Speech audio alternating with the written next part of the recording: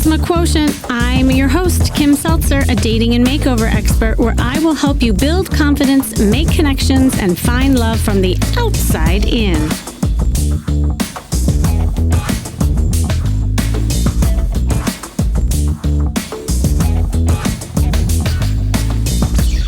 Life has a way of throwing curveballs for sure. And sometimes those curveballs just keep coming and coming and they never seem to end. I don't know why life is like that. In the end, it's like it seems like when it rains, it just pours and there doesn't seem to be an ending in sight. And if you've been single for a while, it's common for the disappointments, big and small, to add up and affect your perspective. And once the sense of fun has left the building, has left the dating process, you can easily end up bringing negative energy into your date. So negativity so often becomes a self-fulfilling prophecy, especially when you're going through stuff. And because it holds you back from making connections, and then it leaks everywhere and you don't even realize it. It could be in your conversations, in your body language, even in your attitude. And if there's any trick that can help you navigate dating, it's definitely having the right mindset for a positive and enjoyable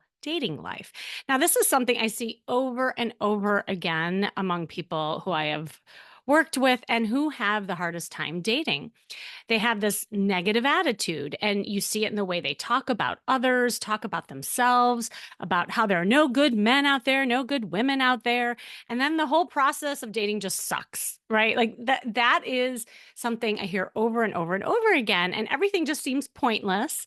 And it's, it could be the town that they live in or the age they're at. They've done all this work for nothing. People suck, so on and so forth. But of course, they're not having any luck with dating. And it's not just about sending out the positive, vibes or waves. Now, look, believe me, I'm all about that. I talk all the time about how important image and your flirting skills and your energy is. But your attitude has measurable, practical effects on your performance. And a bad attitude is going to hold you back every single time at every level.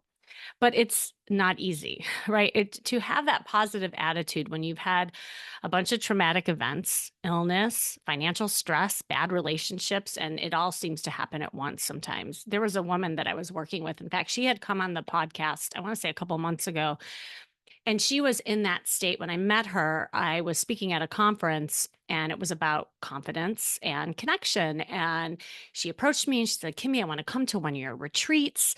I need to gain my sexy confidence. My life sucks. And she proceeded to tell me how she was married to a horrible man. And every time now she goes out to date, she keeps attracting the same kind of bad people.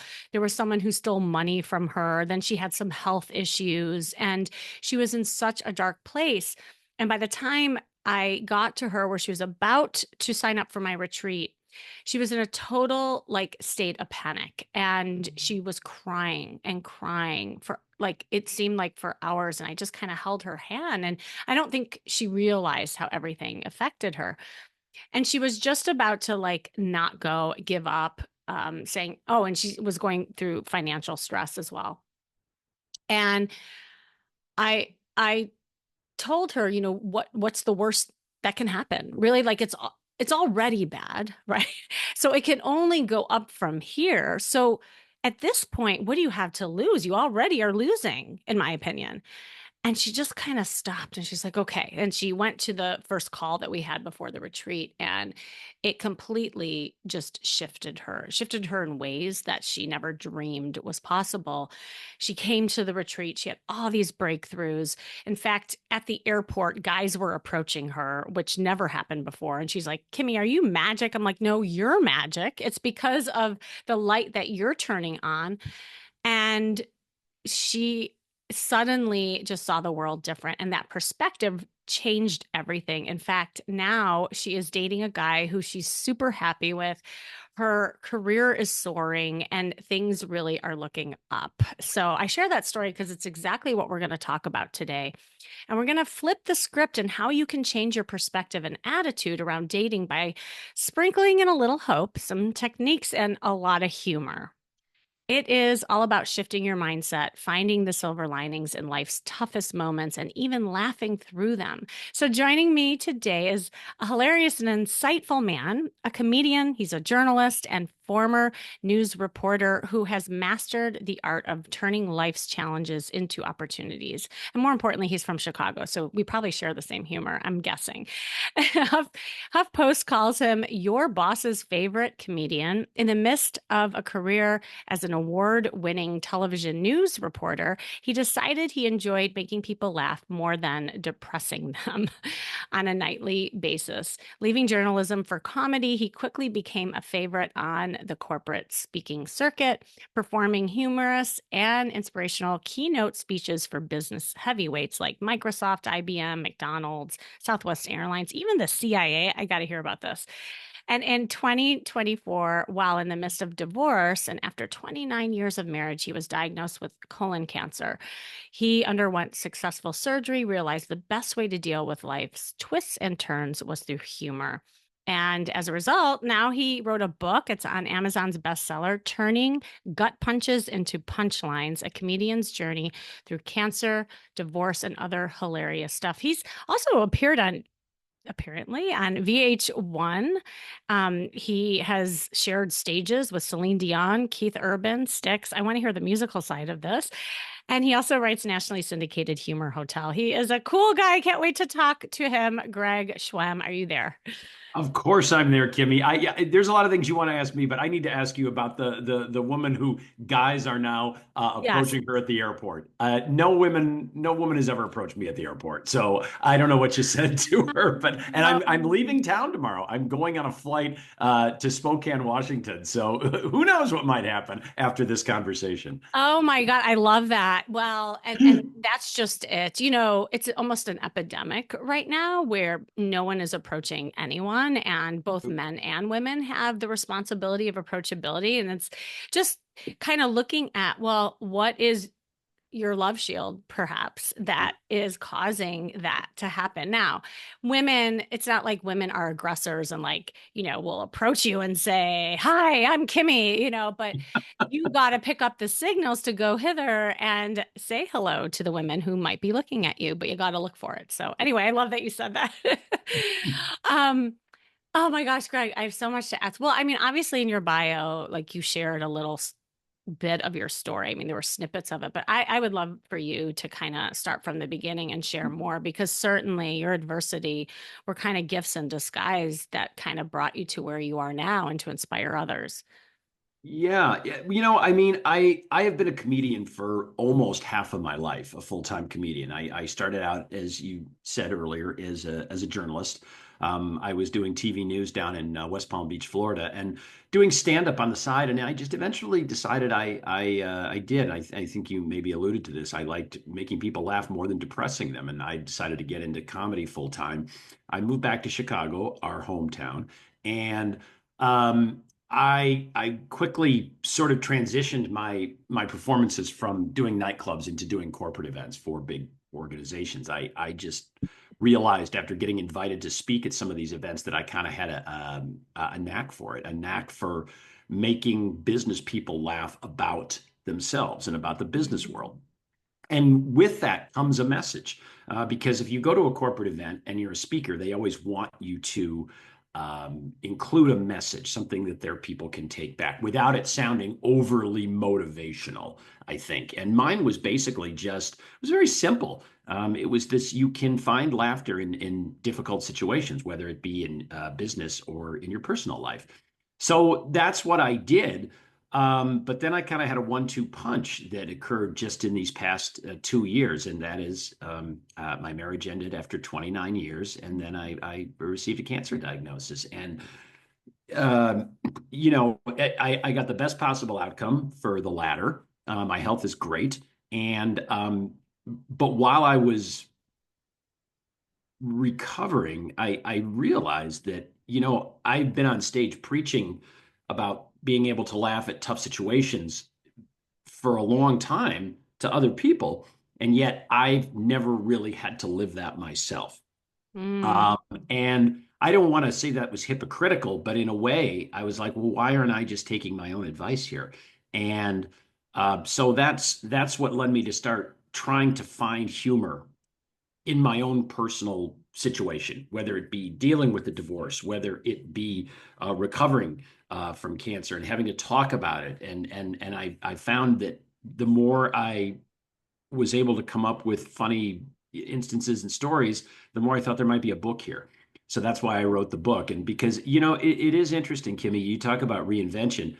Yeah. Everything is new to you. When you go through a late in life divorce, all of a sudden that life that you knew is gone. And it's like, and I allude to this in my book, it's like waking up from a coma for 25 years, but you're perfectly healthy and you go outside and you don't recognize anything or how to do anything, and there's humor in that. Oh my God. It's so funny you said that because I often talk about like it almost because I went through the divorce as well, which Mhm. obviously inspired me to do what I do. It's almost as if you were orbiting the earth for 29 years, right? And then you get plopped down. It's the same earth, but then the door goes up and you're like, oh my God, like the women, alien look different. They're all aliens, like you Yes, have and no they idea how to talk talk to different. them. Yeah, Yes, they exactly. communicate different, and how am I going to just immediately immerse myself into this situation with really no help? I mean, you're on your own. I mean, you can eventually talk to people, but you do that after making a lot of mistakes, I think. But there's humor in that too.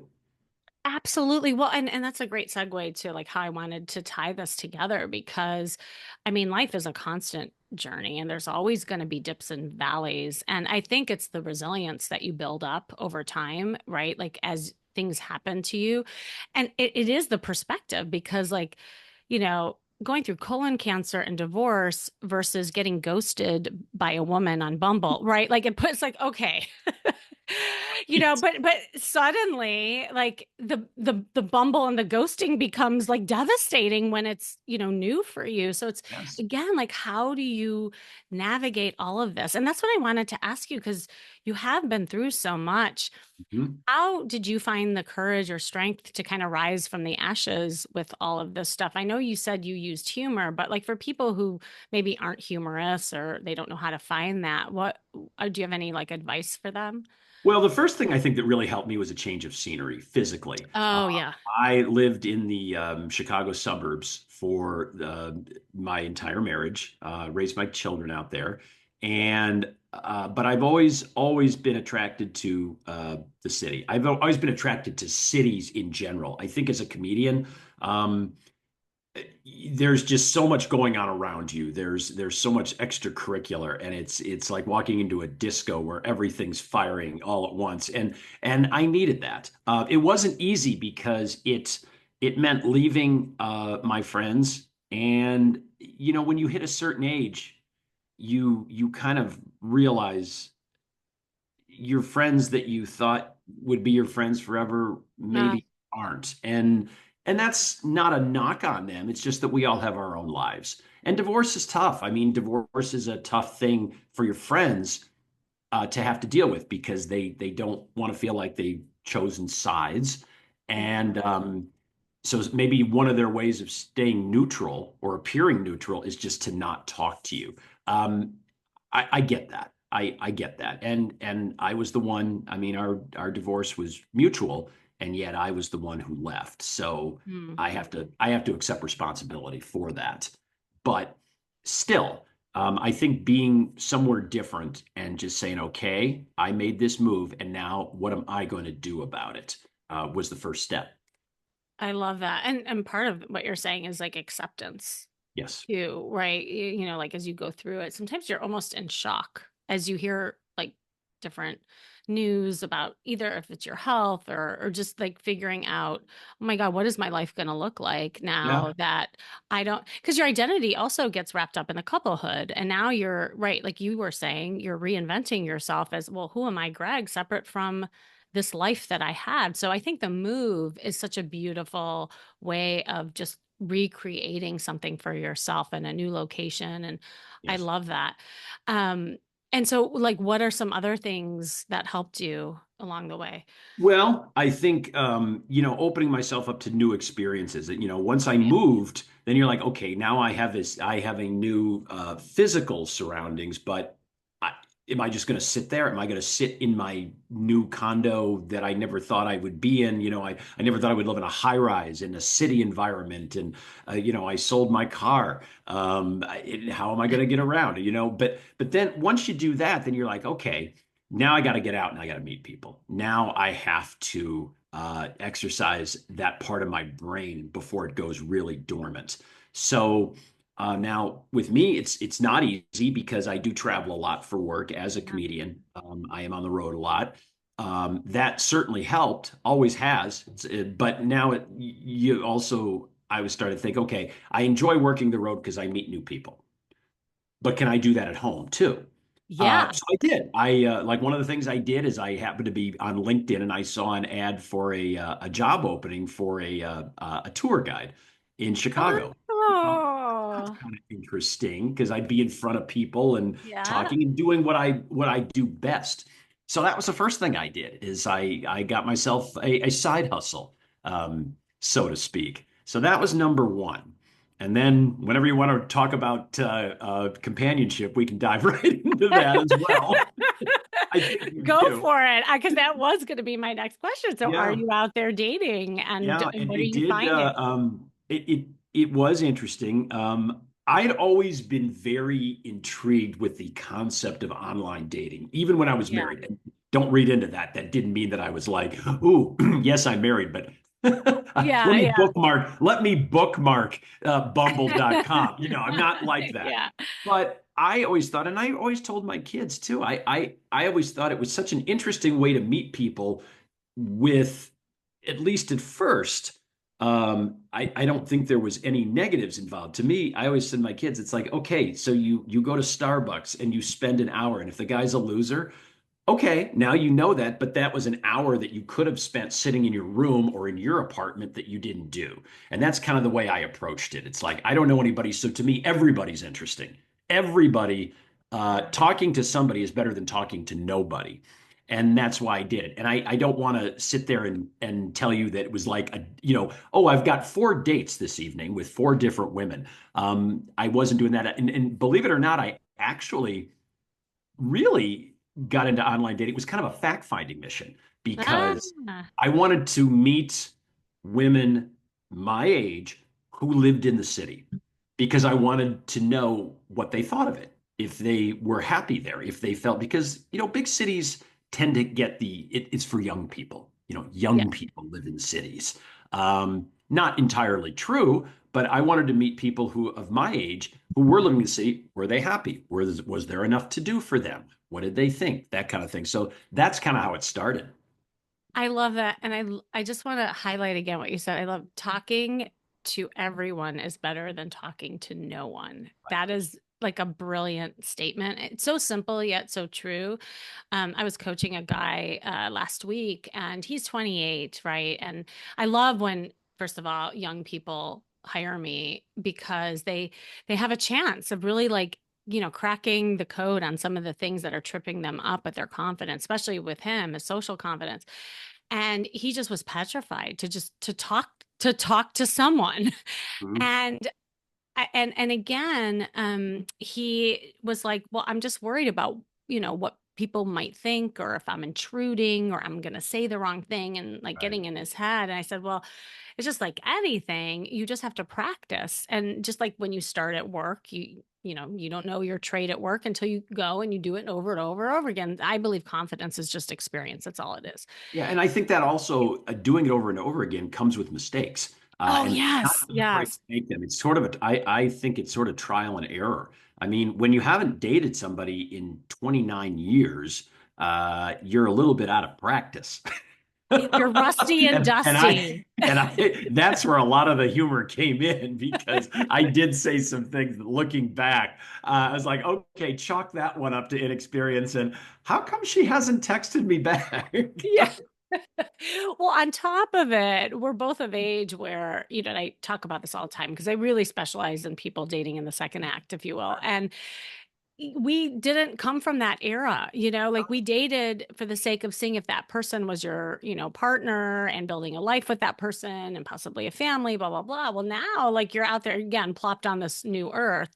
But you could have anything you want. Like modern dating is so different and you have Oh, so many yes. people at your disposal. So just the mere like practice of what dating is without having expectations of an outcome or a relationship is such a crucial part of this like journey because you really are getting to know yourself in that process.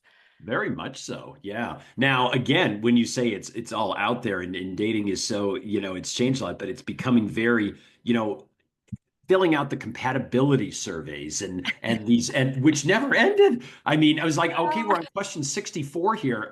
When are we done? And there was a lot of humor in that where I did that. I was just like, and I would, I looked at my mom. My mom's 88. My mom was married for 53 years very happily. And I was like, I don't think there was any kind of a compatibility survey there. It wasn't like, Nixon or Eisenhower or a third party candidate. Which one? That didn't happen. Right. Well, because you didn't have as many choices back then. Right. To your point, That like was now we it. have choice fatigue. I mean, that's Yes, we real, do. Mhm. and um yeah, that's so true. Well, I wanted to touch more on this humor piece because obviously that's what you're about and with all of that you've been through, how can you use humor to get through some of this stuff? And I mean, especially if someone's not trained as like a comedian, so to speak. Mhm. Yeah. I think what you have to do is if something bad happens. If you have a date or you have an online experience and it doesn't go well, I mean, obviously there are limits. If it turns out that it turns into like a stalking episode or somebody starts, there's nothing funny about that. But Right. we've all had dates and meetings that just didn't go the way we thought they would. I think the best way is maybe to get with one of your friends, Uh-huh. your girlfriends or something, and talk about it. Just talk about it. And you will be surprised, I think, at how the conversation will eventually become funny. There will be something about it. And I think you have to do that. I think you have to, even if it's mean, for me, here's a good example. So I had a few dates with this woman, and at one point, this is the trial and error thing here. Uh-huh. At one point, because I told her I was just kind of looking for friends, and I said to her, "You are such a good friend. I wish I had 10 of you." Okay.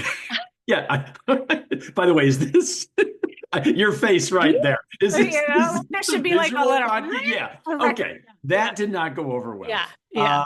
And And I know what you meant though, by the way. yes, It exactly. was But a total compliment to I her. thought so, but Yeah. and then later I was explaining that to one of my friends, and she said to me, she goes, why didn't you just tell her I'm forming a harem and I'd like you to be a part of it? And I just thought that just made me laugh so hard. And I liked this woman, and I was like, I screwed it up. That was bad. I should have kept my mouth shut or thought about it before it came out. But again, that comes with not dating for 29 years and not always knowing what to say at what time and how it's going to be interpreted. And that is where humor can really take over.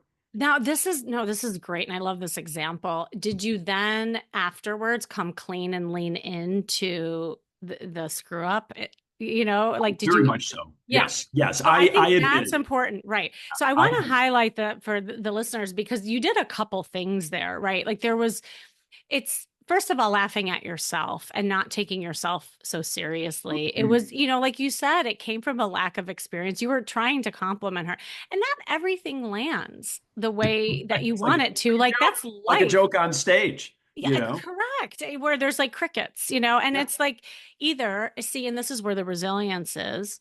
Either you can take it in as, oh my God, I can't believe I did that. That's awful. I'm gonna, put my head in the sand and never talk to her again. And I'm a loser. And like you can go to that extreme, or Yes, you can just indeed. say, oh wow, that was a that was a screw up. And actually, it's a funny story to talk on a podcast, which we are, right? Hmm. But what I loved is that you leaned into it. And see, to me, that's the vulnerability that I always tell my clients to do. If something doesn't work, just lean into it. Yes. It's okay. Like that's what makes us human. And most likely the people will laugh at it, you know? And I think that was that's such a great example of that. You know, this one woman I was working with, I tell the story a lot too. She was so into being like perfect on every date, you know, every hair had to be in place and, you know, and everything she said. But yeah, dating was so hard because she was putting so much pressure on herself. And finally, you know, after she loosened up and to see the humor in things, they were on this date and they were drinking some green shake of some sort. I don't know, it was a health shake, and it spilled all over her. Like on the front, and she really liked this guy. Now, before she would have been devastated, but she ended up laughing. And then he started laughing and he took the green goop and like splatted it at her. And they ended up in like almost a food fight in a very sensual, cute way. Hmm. And it was such a big lesson of like, you know, being able to laugh and being playful in the moment. Absolutely. That's a great story. That's a great story. I am fine with that. And I've told people, I've told other, dates and other people, I'm like, don't be afraid to rip into me. I mean, because I need that. I need that. I need to be called out and so forth. And I can handle it. But that is, I think, how you laugh at it. Love Is that. when somebody says, okay, let's rewind that conversation a little bit. And because I think everybody who is dating later in life, I think we want to learn. We want it. It Yeah. might be a little painful at sometimes, but we want to learn about something that we might not think we're very good at. And that's me. It's so true. But you know, the way that you're defining humor, I love it. It's almost like humor is vulnerability. Oh yeah. It's finding those moments, those tender moments that then become funny Hmm. later on. And not right taking things in so much, but also it's about communication, because if you're just communicating things that aren't working, that also helps in ways of like connection and people, rather than just holding it in and being like quietly devastated, you know, Hmm. kind of thing. So Right. I really like that. Is there ever a time where humor doesn't work? Because there also can be a fine line with that, right? Absolutely. Absolutely. That's a great question. And I think you have to be careful. I mean, first of all, if you're not funny, don't try to be funny. I mean, seriously, I mean, No, serious. That's true. there's the first thing. Yes. But I think, yeah, humor can be misinterpreted sometimes, particularly if it gets a little too personal. I have found that the best way to laugh is to laugh at yourself. If you can, if self-deprecating, that's Yes. what I want to do. It's always what I've tried to do on stage too, because I feel, there are comedians who are consider themselves maybe sort of insult comics, or will do a lot of crowd work and go after somebody in the audience who really wasn't asking for it. Mm. And I feel like that could happen too on a first date or something like that. So I've always kind of taken the approach on stage and off that it's better that I kind of come across as the wide-eyed, kind of clueless individual who just wants to learn. And that story that I talked about, that was me just wanting to learn and asking people, was that the right thing to say, that I want 10 of you? And Oh, getting that's all these different cute. answers, and all of them equally funny, but at the same time, very, very helpful. Yeah. And I want I want like men to hear that, you know, like what you Mhm. just said, is because I think a lot of times men are worried about being vulnerable like that. And we women find that adorable. Like if you could just like wait, that was like so cute what you said, you know, you're like, no, I'm just trying to learn. I'm not trying to be the a-hole, you know? And Right. so yeah, that's really good. And I also find, and you tell me, because I've seen a lot of people use humor as a deflection as well. And I think you got to be careful of that too. Yes, I think you. So, right, like as we're talking about vulnerability, sometimes we use humor as punting things so that you don't have to talk about things. Mhm. Or that's when you say, "Well, I was just kidding." You know, Yeah. when you say something and you realize it was misinterpreted, you say, "I was just kidding." Well, you really weren't. I think that's a real cop out. You said it. Yeah. You weren't kidding. It came out of your mouth. Uh, Yes. so don't do that. Don't say, "Oh, once you see the look on the other person's face and go, I didn't really mean that." Yeah, you kind of did. Yeah, exactly, You know, exactly. it went from here down and out there. So, Right, right. No, uh, that's so true. mhm. It is usually like a truth, but like it's bitter. It comes across as like stinging Yeah. almost, But I've always said this on stage too. I think there are three subjects that kind of can bring people Mm. together, especially when you're maybe in a room and you don't know anybody. You're like, what am I going to talk about? I've always said those three things would be sports, music, and comedy. Mm. Those three topics, I think, I don't mean to say that everybody who's listening to this on my next date, I should be asking about, I should brush up on my football stats. But I think that anybody can talk about those three, quickly find common ground, and not feel like it's you're competing against somebody. Ah, Why yeah. you don't want to talk about politics on your first dates, because immediately that can just cause a splinter down the middle, and that's the end of the date. Um, Yeah, that's a good point. It's like subjects that aren't controversial or that people could have two sides on. It like the subjects that you shared are more things that people can join in or share experiences around. So right, right. yeah, that's really interesting. And and I'd be curious because you're a man, I'm going to ask this as a woman because I talk to women a lot about, flirting and being sexy. I talk to men about that too, but with humor, I find there's like two things that happen with men and women. Men, if they're not funny, to your point, they'll memorize a bunch of lines that they heard, like that another comedian maybe delivered, or they'll come to the date with like five jokes in their head. And Uh-huh. I'm like, dude, don't do that. Like it comes across as inauthentic and weird and scripted. Scripted, Do you right? agree I that? jump in, Okay. staged, scripted. Yeah, Yeah. exactly. Okay. Now, on the flip side, with women, I think you have to be really careful. I think men find women sexy who are humorous too, but to a point. Mhm. Because if it's always like they're on the show and they have to be the funny girl, it can come across a little bit like masculine energy, off-putting, and then you see them just as a buddy kind of Yeah, thing. well, and I think Yeah. sometimes it come across as they're trying too hard. Also, Ah, yeah. just be yourself. You don't. I think that works both ways. I think that's what it goes Yeah. back to my point. But if you're not funny, don't try and be funny, because that's trying too hard. That's trying to be something that you're not. Everybody is funny to a point. Everybody has made somebody else laugh. You might not do it as consistently as somebody who's a professional comedian, but everybody's going to say something that makes you laugh. But you just have to let that come. Be yourself, and pick your spot, but don't go into it saying, okay, I'm going to have to make this person laugh or it's not going to be a successful meeting.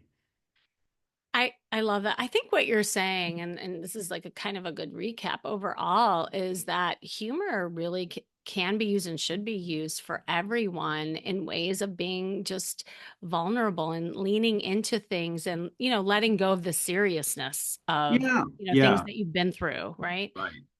And that's something I think that we are still trying to get back after COVID.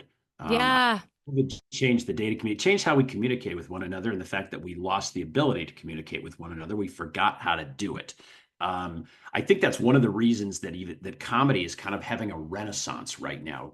Comedy Oh, goes through yeah. kind of ebbs and flows, but comedy clubs are more popular than they have been in quite some time. And I think there's a reason for that. And I think people want to get out. I think they want that personal interaction. They want to be entertained, and they want to be entertained in person as opposed to on their phone. I agree with that. I'm seeing that as well, for sure. And people are just jonesing to be more in real life IRL, as you hear people talking about. So comedy is a great way of bonding as well. Yes. Well, as we wrap up, I would love for you to share like what can people expect when they buy your book, Turning Gut Punches into Punch Lines? And are there any like quick tips or things that, you can mention of what's in the Mhm. book? Yeah, well, obviously, you said at the beginning, you can buy the book on Amazon. I Every chapter it's definitely, I've written two other books before. It's definitely my most honest book. And it's really, I lay myself out there. It's not just joke, joke, joke, joke, joke. Um, but I do think there are some laugh out loud moments in there about things that, people can relate to, whether it's a chapter about online dating, whether it's a chapter about going to therapy. I went to therapy for the first time. There's a lot of humor in therapy. Hate to tell you, but there is. Yes, there Um, is. the last chapter really kind of drives it home because what I realized I was doing, had to do was it goes back to the communication thing. I started talking to people who were younger than me.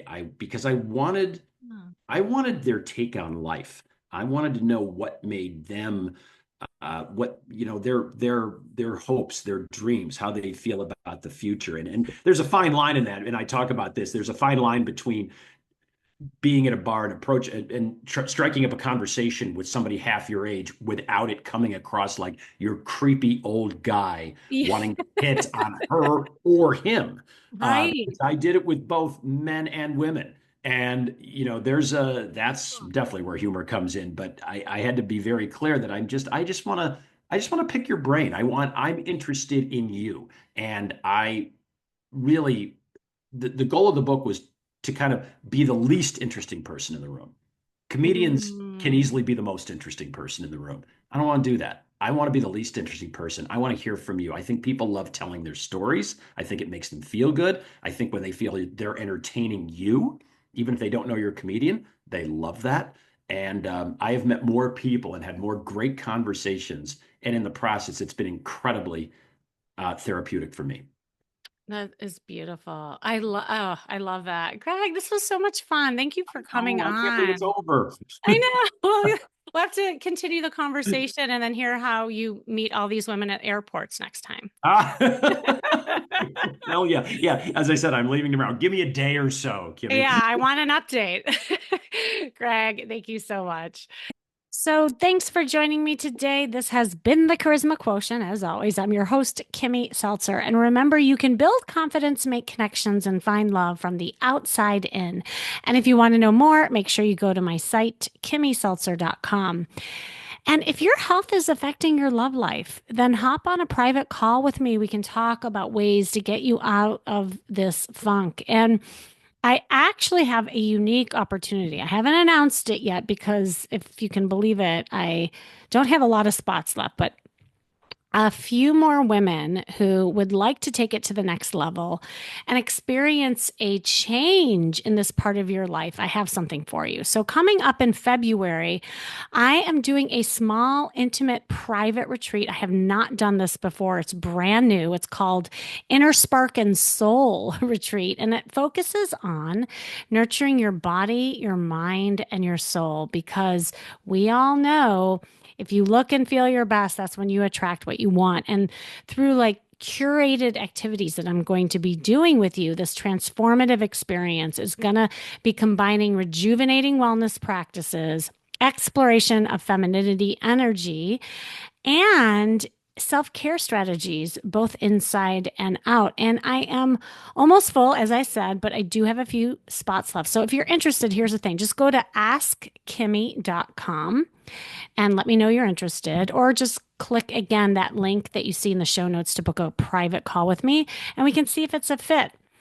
It would be a great way to get your mental and physical well being in check for the new year. A new year, a new you. And remember, working on you is working on your dating life. That's all for now.